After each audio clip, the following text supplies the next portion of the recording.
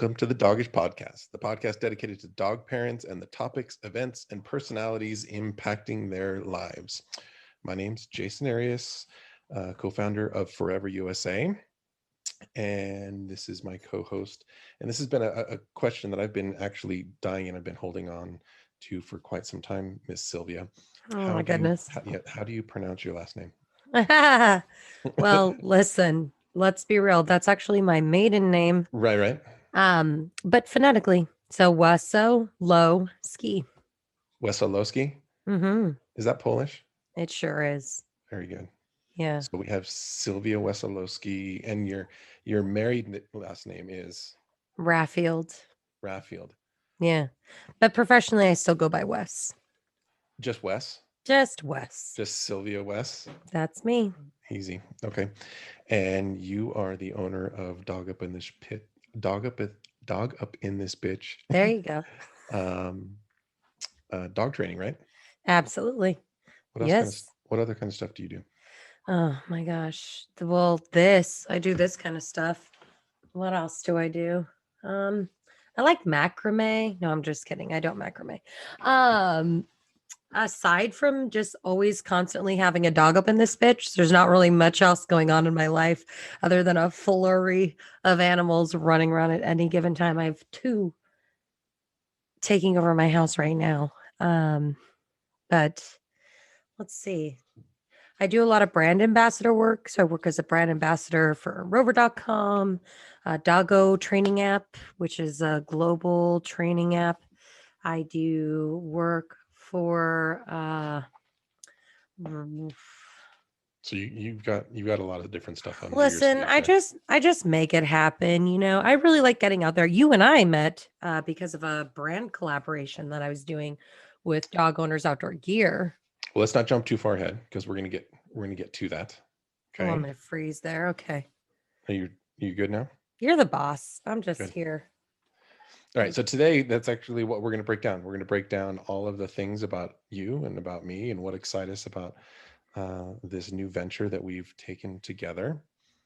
Cool. I'm very excited. I'm super happy to be doing this.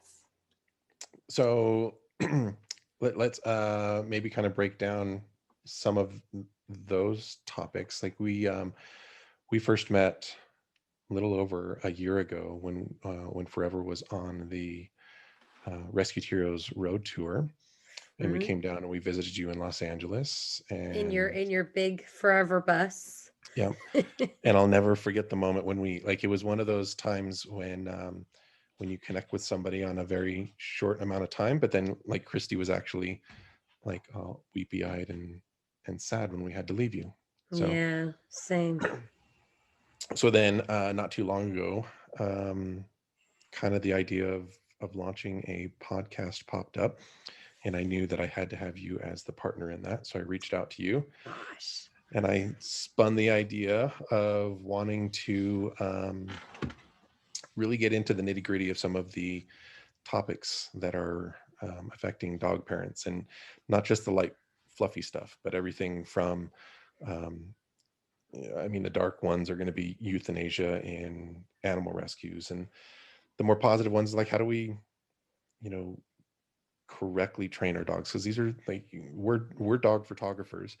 There's so much that is out there in the animal community that there's a lot of misinformation and wrong information, whether it comes to dog training or is it just even leashes or all these different stuff.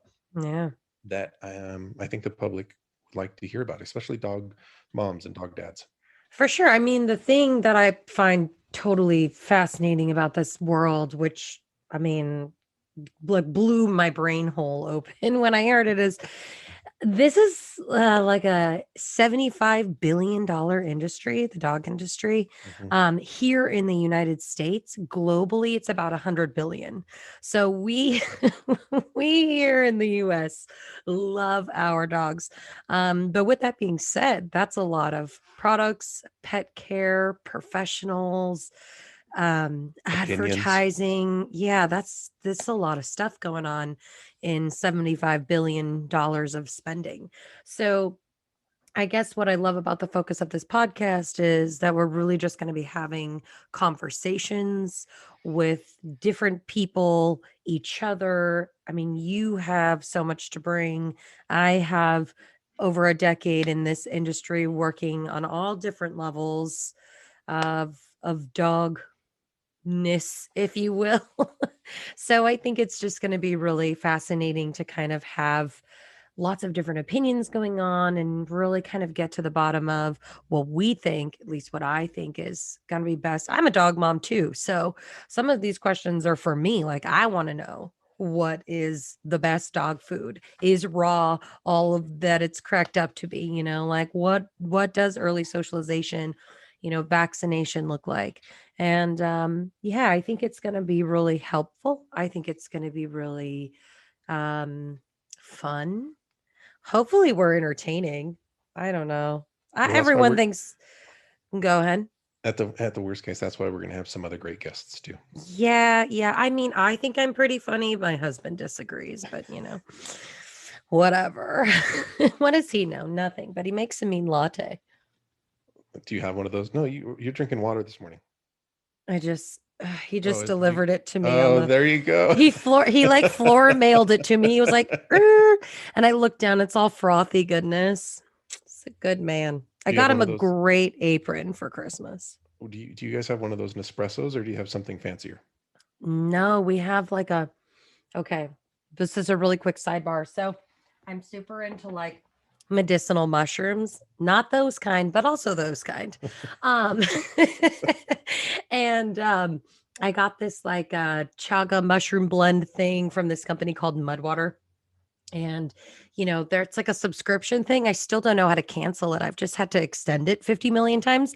But the first time they sent it to me, it came with like a little handheld, like a little frother guy. Yep. So now we just froth up our milk. Yeah, we have one of those Nespressos, and it's got the frother. It's Ooh, super neat. future investments.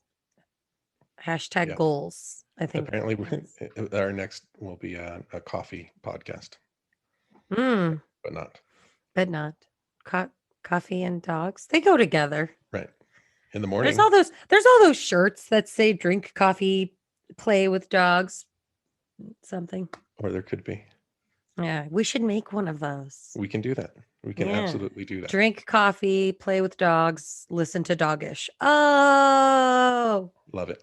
Love it. Love it. yes. Okay. Hit me with some more questions. I'm so Oh, ready now that I have my latte. okay. Well, we're going to take a quick break, and then we're going to come back, and we're going to learn all about Miss Sylvia Wes. Ah.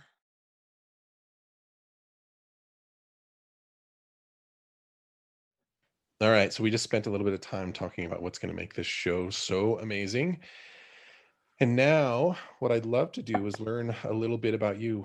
We know, like I said, we met each other on the road tour, and we got to hang out for a little bit then, and we've talked this and then, or intermittently in between lately. But what we haven't really got to do is spend very much time really kind of getting to know each other. Like, I know you're awesome, and you have all of these great connections, and you've done all of these amazing things, and it seems like every single time I talk to you, you're off on a new adventure or getting married or going somewhere super cool. So yeah, so like I'd love to learn a little bit more about who Sylvia Wes is. Like, you've been doing this for a decade now, right? Yeah. Been doing this for a decade. How did you get started? Oh man, actually in college. Okay. So I just my sister's really good friend lived around the corner from my school. I came to LA because I went to the American Musical and Dramatics Academy on a full ride The scholarship. I the was the what? the American Musical and Dramatics Academy. Okay. Yeah, I was a singer, dancer, actor in that Interesting. order. Yeah. So you And can sing? yeah, I can. Sweet. I was professionally trained for like years and years and years. Wow. Yeah.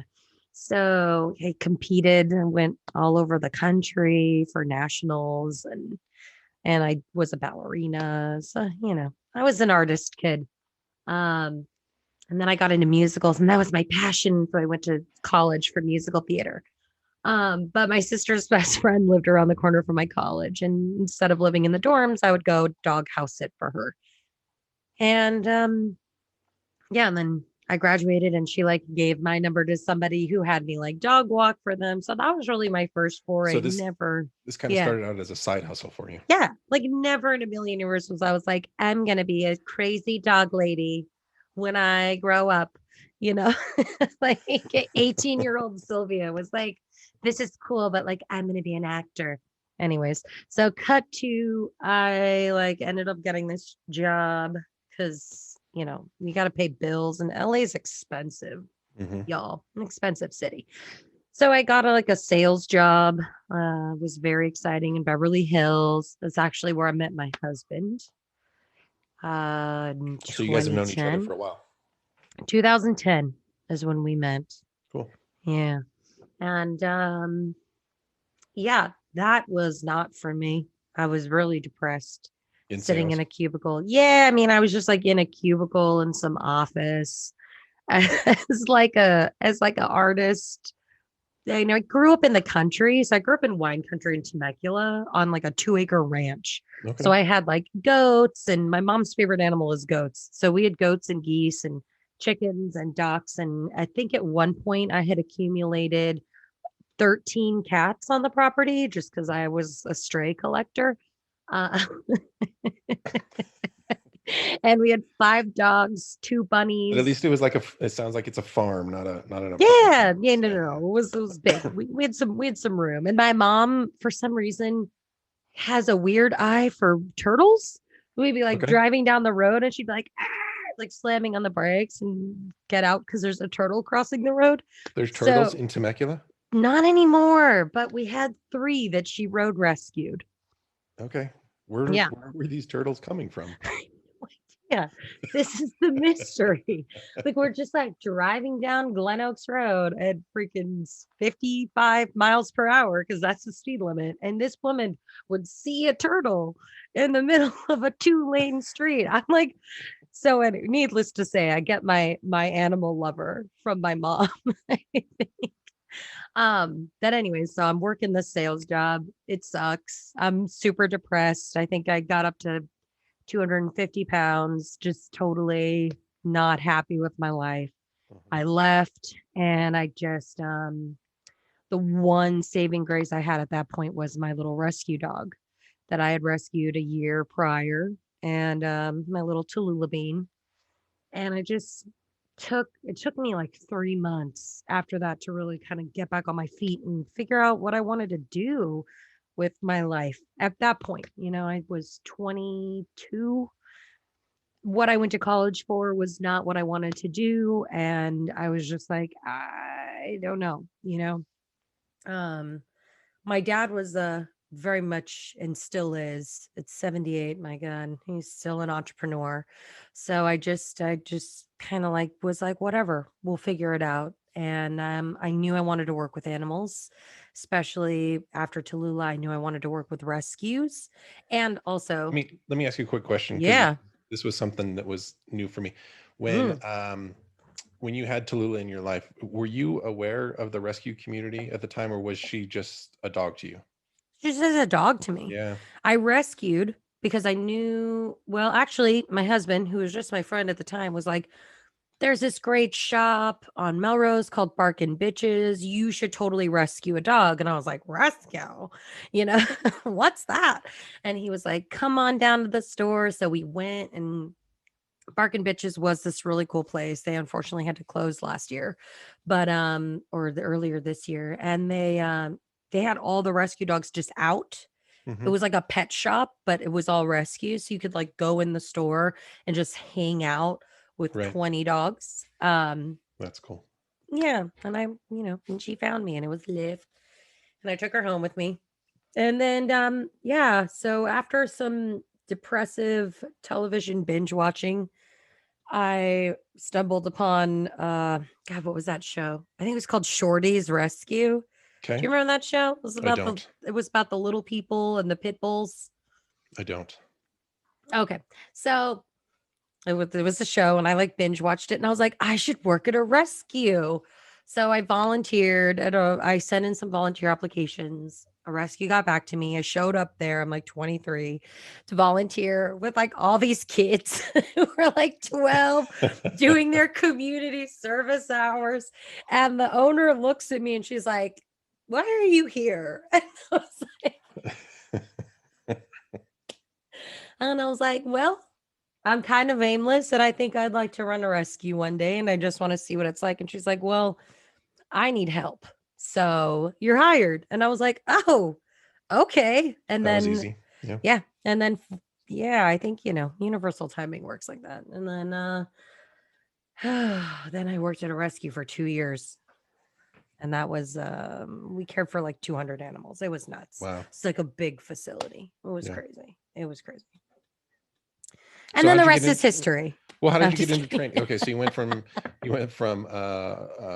like side gig dog Mhm. watching and walking to working at a rescue, and now you own Dog Up in This Bitch dog training. How long have you been doing that? Oh man, let's see. I got certified officially in 2016. That's when my first certification came through. I just got another certification as a dog trainer. Did you do that? Were you going like? Did you get into dog training knowing that you needed to get certified, or Yeah, like I what was? actually well, first I got into pet sitting. So Okay, when I is there when I left certifications for that? No, I Yeah, mean, there probably should be. Let's be real. right. I was like 25 years old, just like caring for people's animals. I don't know, but with no experience other than just like I love dogs and like yeah. I mean, at that point, I luckily had experience because I worked in the shelter for 2 years, so I had lots of medication experience. I was administering vaccines. I was dressing wounds. I was identifying, sick fecal. Was a crazy whirlwind of an education. And I left there and I got a job working as a dog walker. I was walking 17 homes per day Wow. just to like make ends meet. I was not making like any money, but I loved it. And then I was like, how do I promote myself? And that's when I decided, I should become a dog trainer. And a lot of what I was like reading before I went and got certified was just how many dogs are actually in our shelter systems because of behavioral issues. I think it's something like 90% of the dogs that get returned to a shelter is because of something behavioral. And so for me, as a rescue lover and a rescue advocate, I was like, how do I get underneath this problem? Because I worked on the other side and I remember getting the calls from the people who are like, my dog just keeps peeing in my house and I just can't do it anymore. Like, I need to bring them in and you guys don't kill animals. And it was just, it was overwhelming to get those kinds of calls and really be powerless Sure. other than being able to take the dog in and rehome it somewhere. And also, this is 2012. Dog training was not as prevalent as it is now. Like now, I think the only celebrity dog trainer was Caesar Milan. That was the only thing that was going on back then. Now you've got like all these YouTube sensations and like dog trainers who are out there like really pushing science and healthy dog training, and it's becoming a trend for people to want to train their dogs where it just wasn't. It's people didn't go, oh, I should get a trainer. They'd be like, oh, this is just a bad dog, we should just return it. Right. I got a lemon. There's no lemons. There's no lemons. By that logic, they're all lemons. Aren't we all? Yeah. Right. Lemon. All right, let's take another quick break, but I want to come back and talk to this about this a little bit more and kind of where you went from like getting into your certifications and what inspired you to get those.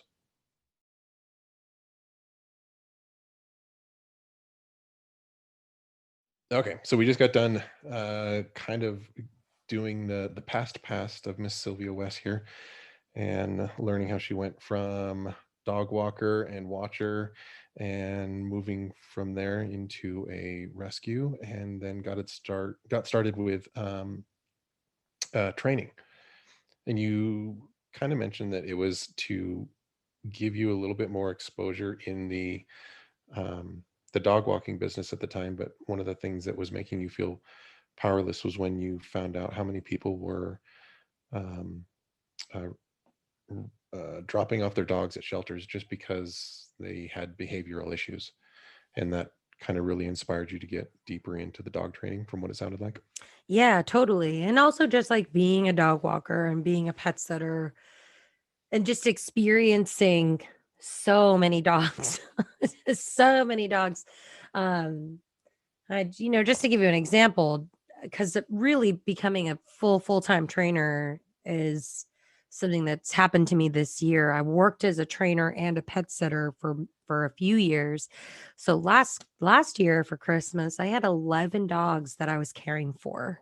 Wow. Yeah, so lots of dogs in and out, in and out, So in what and does that out. mean when you say that you're caring for 11 dogs? What does that mean? I mean, like I was boarding 11 dogs. Okay.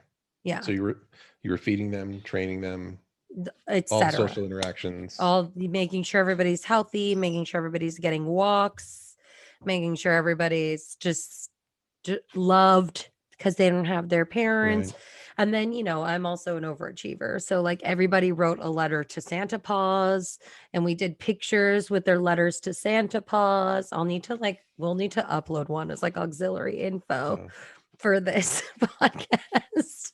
And then I would all the while I'm like managing a social media account. So I'm like doing a giveaway and like it's just nuts. I don't know. I think I'm crazy, Jason. But Well, so that was actually one of the things that was fascinating and also slightly a bit confusing when we got to meet each other on the tour last year.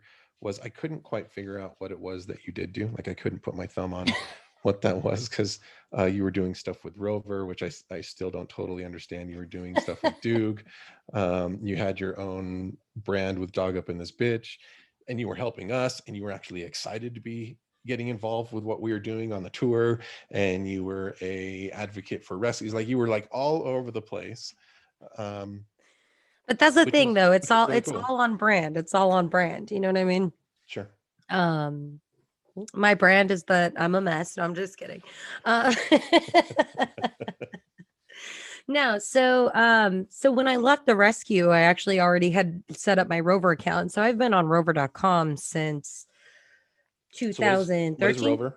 What's Rover? Rover.com is like a pet sitting platform where you can basically like advertise. It's kind of like a TaskRabbit Okay. or something like that, but specifically for pet sitting. Okay. And I worked with them for a really long time. I had like my own pet sitting business on the side that I was doing through Rover. I was also employed by a company doing dog walking and pet sitting. I'm like the ultimate independent contractor. That's what I did for years. This is my first year really like having my own business. I worked as an independent contractor. I would have like 1099s come through in January. I must have been my accountant's worst nightmare. She was like, "What is this? What's happening?" It's just like piecemeal it all together. No, but Rover kind of tapped me, I think it was in 2016, to do some spokesperson work for them. And I shot like a national commercial for NBC for Clear the Shelters Day for them. And That's cool. then that's where that relationship started. So now I work as like an ambassador slash spokesperson on the sitter side for Rover. Doog was a brand collaboration that I do. So I work as like their event liaison and US ambassador. Okay. So Doog is based out of Australia, Australia. right? Yep. And Yeah. they focus mostly on dog toys and Gear. Yeah. gear I and found them. dog owners outdoor gear is what Doog Dog owners stands for. outdoor Yep. gear. Yeah. And so I found them when I was a dog walker because their dog walking belt is literally the best I still own 5 of them, but I used to have to import them from Australia because they didn't sell them here. So I'd like import their gear and then we connected and I don't know how I do the things I do. Like, I don't even know why I'm sitting here with you today, Jason, but I get passionate about things, and I follow through, and I get passionate about people, and I just follow my gut. And now I'm sitting here on the heels of a blossoming dog training business that's just growing exponentially. And I don't even know, to say that I don't know how it happened is me being completely genuine. I think I just put my head down and picked a path and rolled with it.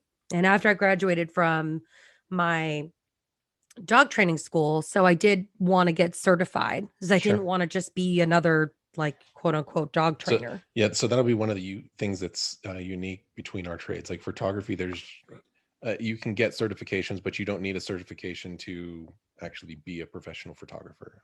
Yeah. But how does that relate in the dog training community? Are there a lot of people that You are don't, uncertified out there? yeah, you don't need it's see Which we'll have a whole topics just a on this, whole thing just on like just this. on dog training and Yeah. certification. Yeah. I mean, the long and short of it is it's a completely unregulated industry. That's why there's so many like polarizing views, whether you stand on one side of the aisle or the other. Like if you have a dog and you've worked with a dog trainer who uses compulsion training. I personally am a positive reinforcement dog trainer. So there's a lot of different avenues to go down with it. But it's unregulated at the end of the day. There's no like licensing. I remember I was a realtor for a half a minute. Oh my God. I forgot about that. I was a licensed realtor when I was 19. I had my real estate license, but like that industry is regulated. Yeah, I had to take a test Right. with the state board to get licensed, but you don't have to do that as a dog trainer.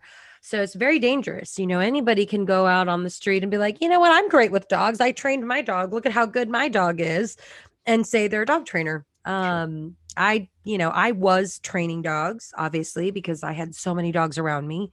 And when you're walking 17 dogs a day and doing pack hikes with up to 7, 10, 11 dogs, there's some training going on. Like there's definitely like order being kept and information being communicated. So when that was happening for me and I was doing that, I was like, you know what? I need to know what I'm talking about. Like I can't just sit here and, Right. watch like episodes or videos online and then call myself a dog trainer. So I went to yeah, I knew I wanted to be certified. So I went to Animal Behavioral College, which was a 1-year course. I had to read so much. I got certified in CPR. I had to do an externship, so I had to actually go work with a mentor trainer and do all that stuff. And then I got my certification, and that's when Wow. I really started advertising myself as a dog trainer. Cool. Very, very cool. Mm, One last question about this. Uh, yeah. where did you get the name Dog Up in the Spitch?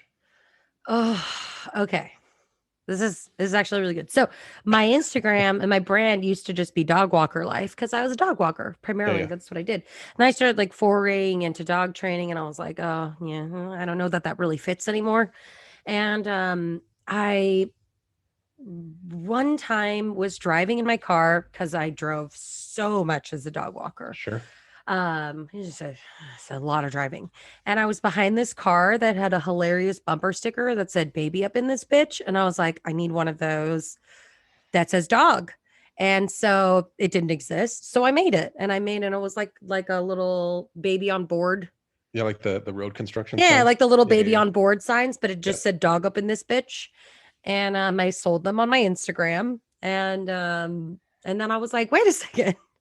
This is my brand. Like literally at any given time, you would not like. I used to have a joke that my car had a 2-dog minimum to start. Like it wouldn't turn on if there Just wasn't right, at right, right, least right. two if there wasn't at least 2 dogs in my car. Um so so yeah. So I feel That's what like it it's was. It was yeah, inspired by a baby on board. by a baby on board. Right. By a baby on board sign. Yeah, and it's accurate because I didn't know, as you know, how to explain in a word, in a phrase, Sure. what it is that I do. So it's kind of like this podcast name that we came up with, Right. Dogish. It's like, how do we explain everything that we're going to talk about? Right. Yeah. Totally. It's Dogish. So yeah. Yeah, that's everything that I touch in my life has a dog up in it. So Has something dog related. dog related. Love it. Oh, Love it. Love it. Okay, let's all take right. another quick break and then we will come back again.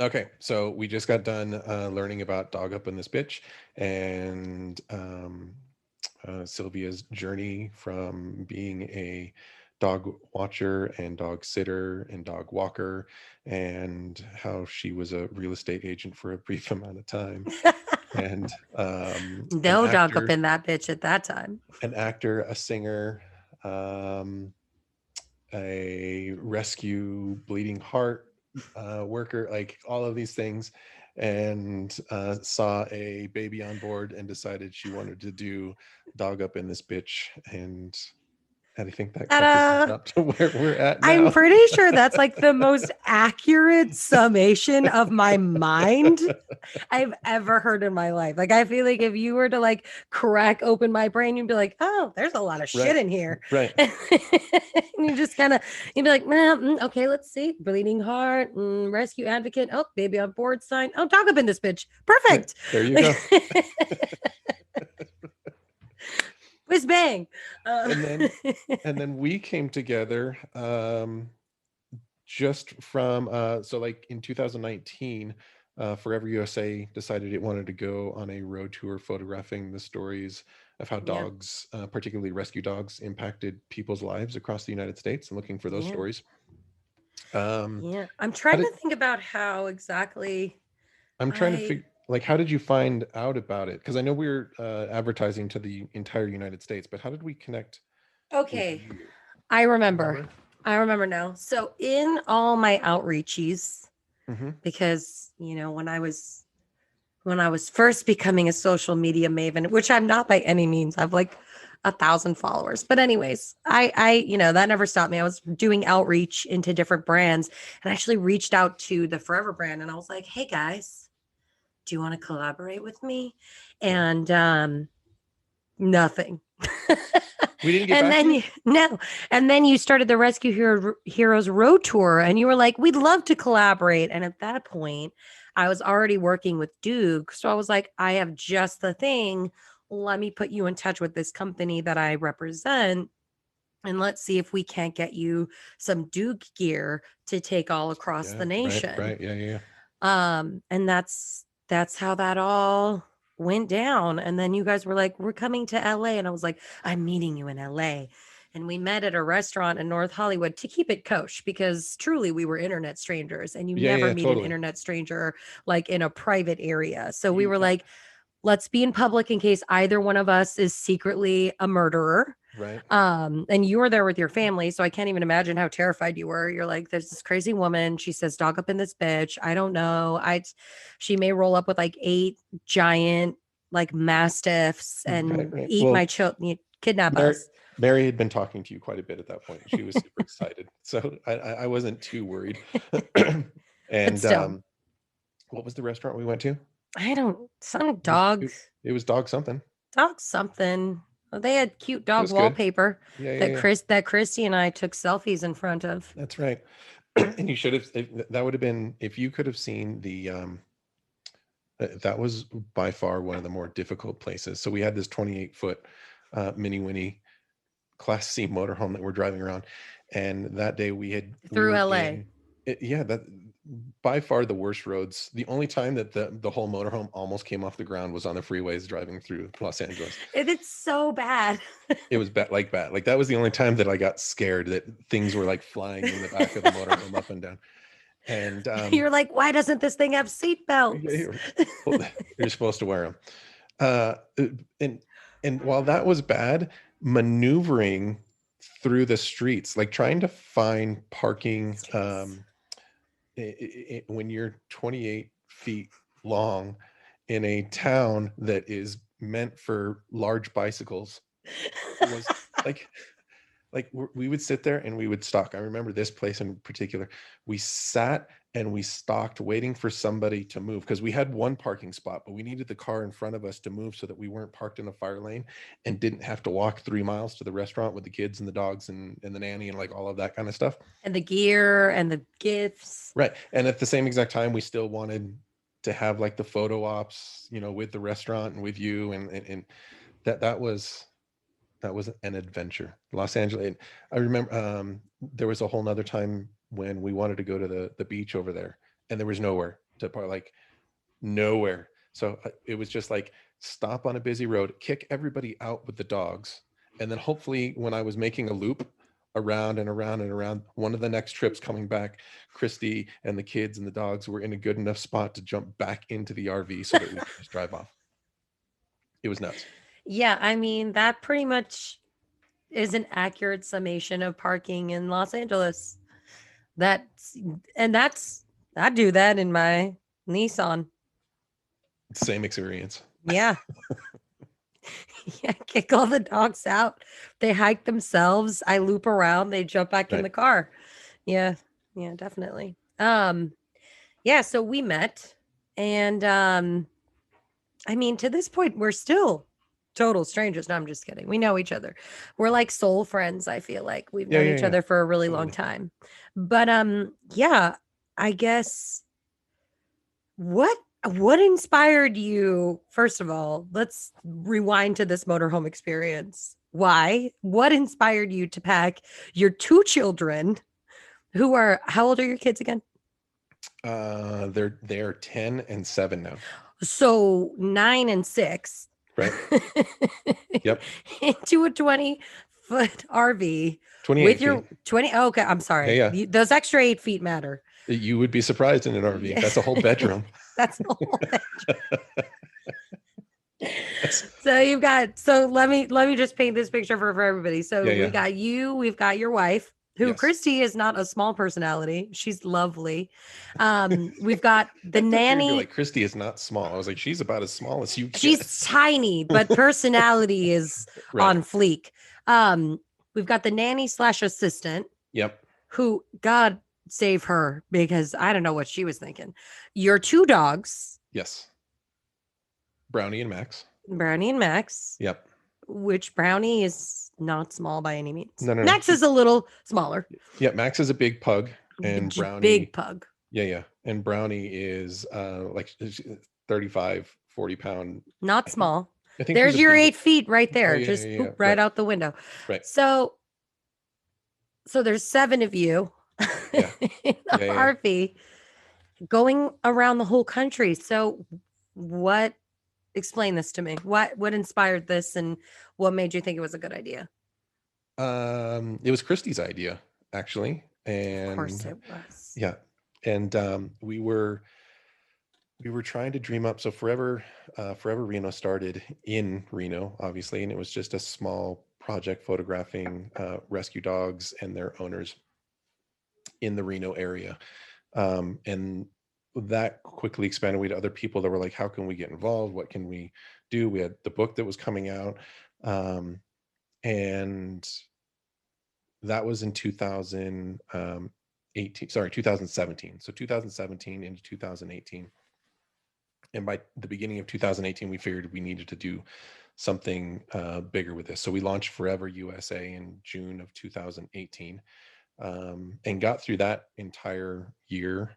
And in the beginning of 2019, we really wanted to figure out how could we embrace the USA? Like, what do we need to do to get on the map of not just being a small local project, but something that was going to go around the United States? And Christy we said, what if we just hopped in the RV and traveled the United States photographing dogs? And so we spent some time dreaming that up and figuring out like how were we going to get that to be something viral, give us the best opportunity. What could we do to get on news stations around the United States, all of that kind of stuff.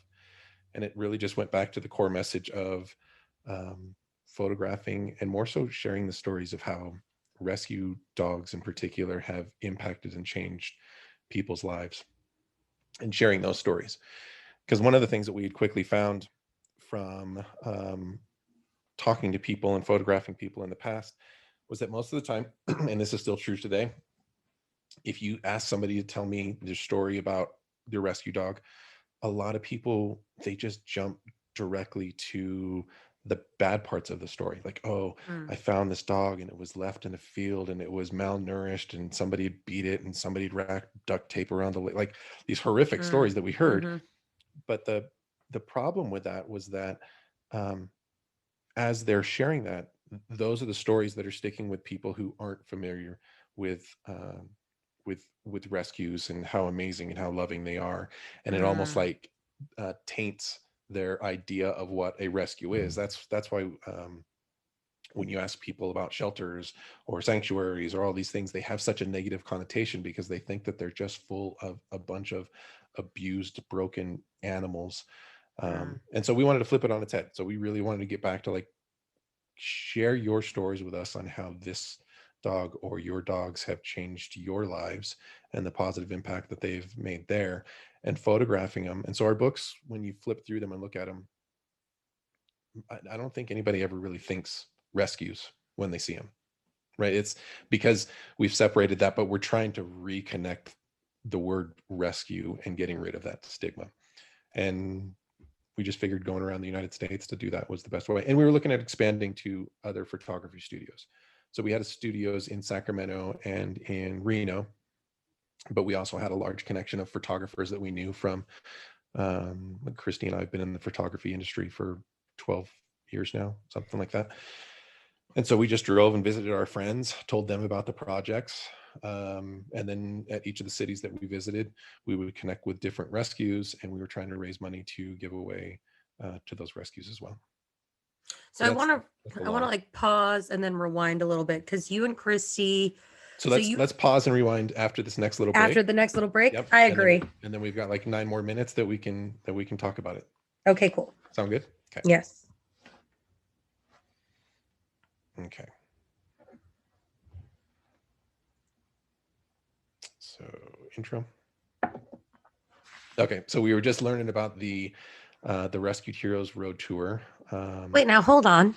I can Oh do yeah. this part. Okay, you do So it. we were just we were just chatting with Jason now. Yep. I was just chatting with Jason about a little bit more about how we met and what inspired him and his wife to take off in an RV across the country for the Rescued Heroes Road Tour to help change the stigma about rescue dogs and get people to connect the idea and the word rescue with something much more loving and positive, which I just think is beautiful. But what I wanted to touch on, because we were getting to, is a little bit about you and Christy Yep. and your photography business. The fact that you've been photographers for 12 years. I mean, there's so much stuff you could photograph, Jason. What brought you to dogs? What inspired you to photograph dogs? And then more specifically, rescue dogs? Like, where does your Bleeding Heart Rescue advocate come into play in all this? So Christy and I met in 2009, and she was living on the East Coast at the time. And I razzled and dazzled and wooed her until she decided to move to the West Coast, and we were living in Phoenix, and that's where we started family and business. And our primary focus at the time was, um, wedding photography. So we were traveling all over the world, photographing these amazing couples in these amazing locations, and it was a lot of fun. But what we quickly realized and learned was, once you have a family, it becomes much more difficult to travel, um, and a little bit cost prohibitive, depending on what you're charging for weddings and the time off and all that stuff. So then we transitioned into being more of a portrait studio, and we loved photographing our families and focusing on that. But we had an opportunity to open up a little bit of a pop-up shop, um, at a local hotel here in town. And we quickly realized, when we were going to put up some of our, artwork and photography, is that, um, people love pictures, but they don't really care about pictures of other people's families. Nobody was going to stop at a little gallery to stare at other people's kids, or but they would for other people's animals. Like, we have that connection, Mm, and we'll stop in and we'll take a look there. But we still wanted to figure out, like, it was the community room, so how are we going to make sure that we were giving back to the community, because that's what it was going to be about. And so that's where we wanted to photograph animals in our community and then give back to rescues and nonprofits through the sales of the books that we were doing here. Um, and that really kind of just unfolded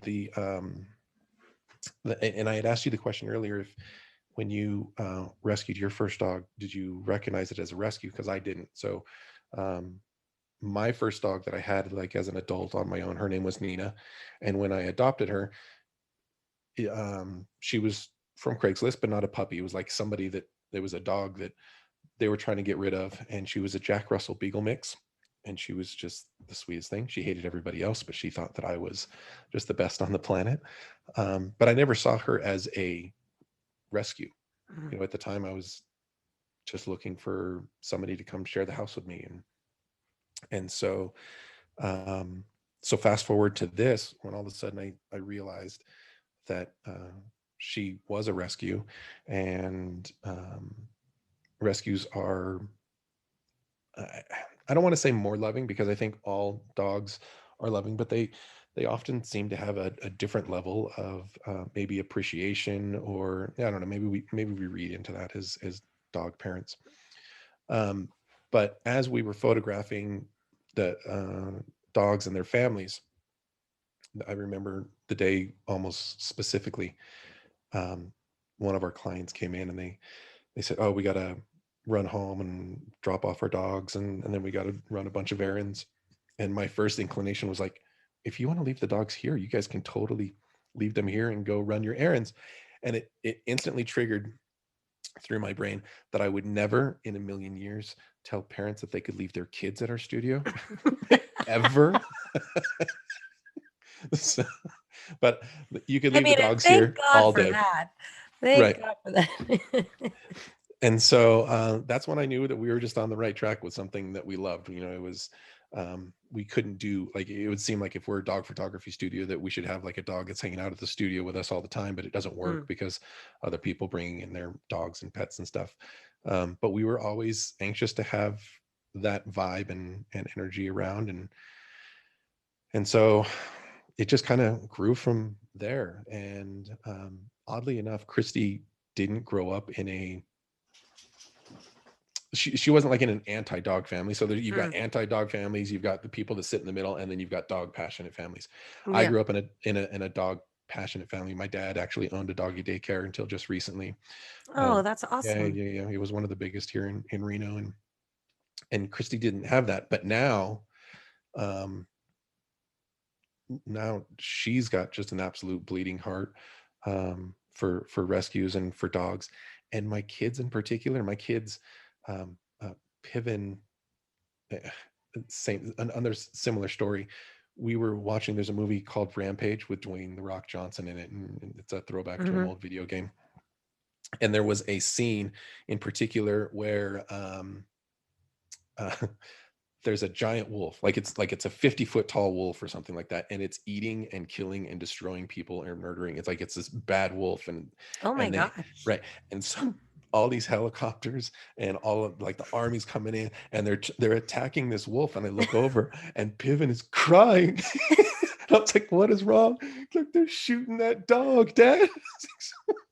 Like, man, he could care less about the people getting eaten by the wolf. He just the wanted to make wolf, sure that the nobody was wolf going to is mess with the wolf. Right. terrorizing. Yeah, yeah, And yeah. he's, oh, I love that. So that what it's done for our kids and what it's done for our family to really involve dogs and animals and that Mm. compassion, I just don't think it can be understated or No, and I overstated. think, yeah, totally. And I think that's so valid in that they really do teach us how to love, how to be compassionate. They are so unconditional. Yep, You know, we don't deserve dogs, to be honest. I But totally agree.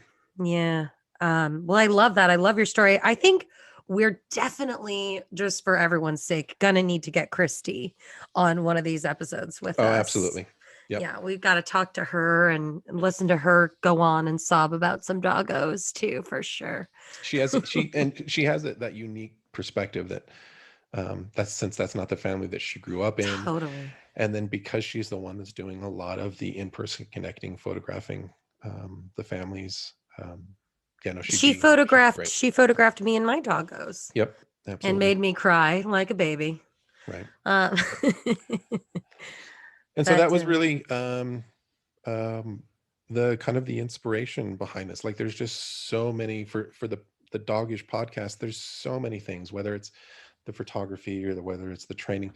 Like that's what's brought you and I together, yeah, right? It's what's brought my family together. One of the things that we've recognized doing dog photography is that I don't think that we always give people the platform to be the dog parents that they feel in their hearts, mm, right? Like we do baby showers and we do, birthday parties and we do all these things for kids and families, and our culture says that dogs and animals and uh, they're all part of our family, but we don't necessarily give them that space. And so we really embrace that in the photography. And I really want to give dog moms and dog dads that space here with this podcast to be parents. yeah, I agree. Yeah, I think that this is just going to be an amazing and safe space, no matter what your opinion is or what side you're coming from. We're just here to help us all have open dialogue so that you can glean the information that you need in order to just up your game as a pet parent. I know for my husband and I, like our dogs are our kids. We don't have kids, Right. and I know that that's the same for a lot of people out there, especially in like high metropolitan areas where it's not always financially feasible to have kids. So I think that Because animals are so affordable. yeah, listen, I don't have to pay for it to go to college. That's true. And I mean, I'm in a different position though, because I also don't have to invest in training because I can do it myself. But all that kind of stuff. And I think, we are going to talk dollars and cents too. Like, how Yep. much does it really cost? And maybe if you're out there and you love dogs and you're a dog lover and you don't think you have it in you to be a dog parent, we might just be here to inspire you and help you realize your dream of doing that because everybody deserves the love of a dog. I truly believe that. I agree. I totally agree. I agree. All right, so let's wrap this up. Let me move to my wrap up notes here. Wrap up notes. Okay, yeah. So obviously we want to thank everybody for joining us on this first one. I felt like it went pretty good. Like, how do you feel?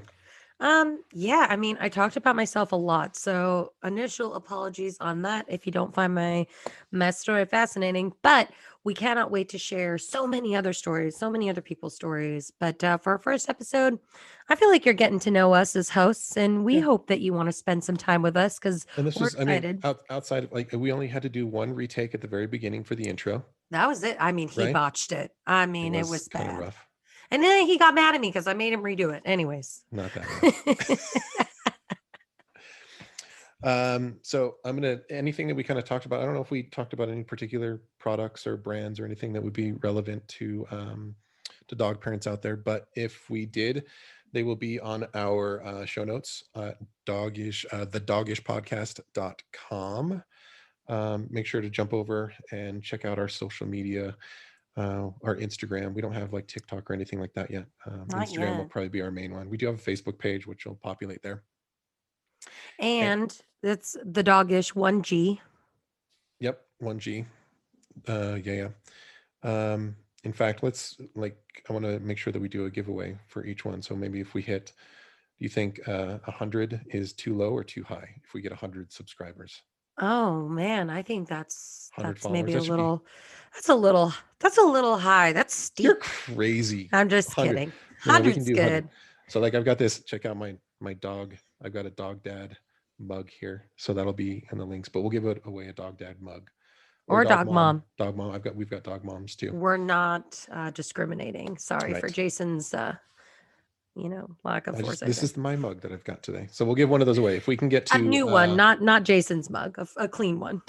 when we get really big, people will probably prefer to have this mug. Just saying. No. It is no. So if we can get to 100 followers on Instagram, we'll give away one of those mugs. Sound good? Yeah. And then reach out to us too. But if there's a topic or a personality or something that you'd love for us to go over, Touch let on, us know. talk about, Yeah, dissect. We want to absolutely. know what you want to hear us ramble on about. And we're going to try and get these out every week. This is our first. We just barely snuck it in by the end of the year. And they are scheduled to come out every Tuesday. So make sure you put that on the subscribe button so that you know when that comes out. But until next time, I've got a joke for you. I told you at the beginning of the show that I had a joke for you. So maybe you've heard this one, maybe not. But are you ready for my joke? Oh, lay it on us. What do you call a dog that doesn't bark? What do you call it? A hush puppy. Oh no. I didn't say there were any Ladies good and jokes. gentlemen, my co-host Jason. Love it. And it's like a dad dog joke. So Yeah. a That's dog what dad joke. There Yeah. we go.